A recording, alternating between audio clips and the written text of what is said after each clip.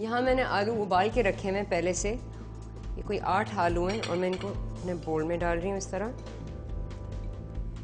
अगला हमारा ये स्टेप है कि आलू को मैश करने से पहले हमने एक प्याज का फ्राई बनाना है।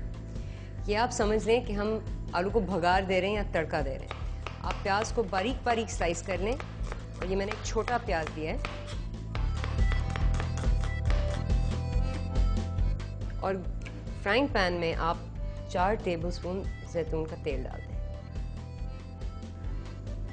फिर आप प्याज को इसमें अच्छी तरह गोल्डन बना दें, सुनहरे रंग तक लेके जाएं।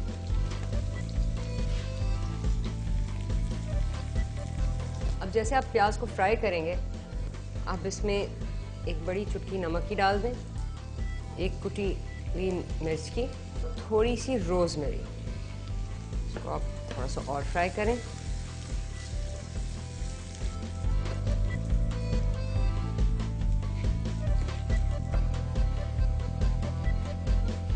चलें जी, हमारी प्याज हो गई रेडी।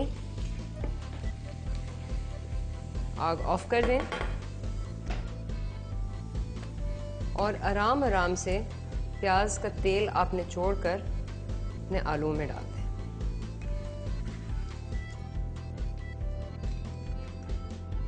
इस तेल को आप फेंकें मत, क्योंकि ये आलू में बाद में जाएगा। फिर क्या जी, मैशर लें और आलूओं को अच्छी तरह मैश कर लें।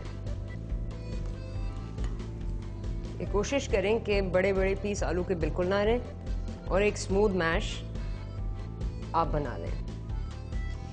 एक दफ़ा आलू ज़्यादातर मैश हो जाएं, आप 4 टेबलस्पून फ्रेश क्रीम के बोल में डाल दें।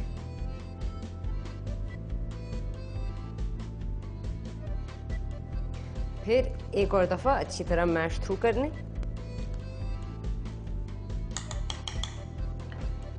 और फिर मसाले, थोड़ी सी कुटी हुई लाल मिर्च आप आलूओं पे छिड़क दें और 2 बड़ी चुटकी नमक। याद रखें, और ये टिप है कि आलू में आप थोड़ा सा ज़्यादा नमक इस्तेमाल करें, क्योंकि आलू नमक पी जाते हैं।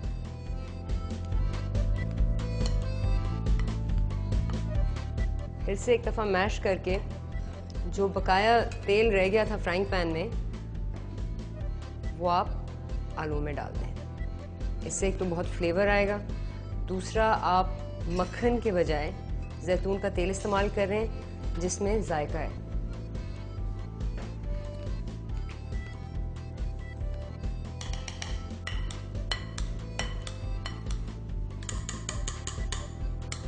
चलिए जी, दूसरा लेयर भी तैयार है। अब इसको एक डिश में डालते हैं। पायरेक्स की डिश में आप सबसे पहले कीमे का लेयर बना दें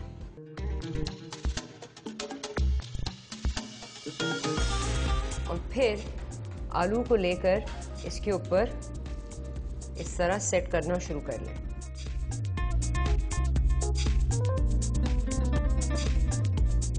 आपने कीमे को इस डिश में सील करना है, तो ये कोशिश करें कि हर कोना कवर हो जाए।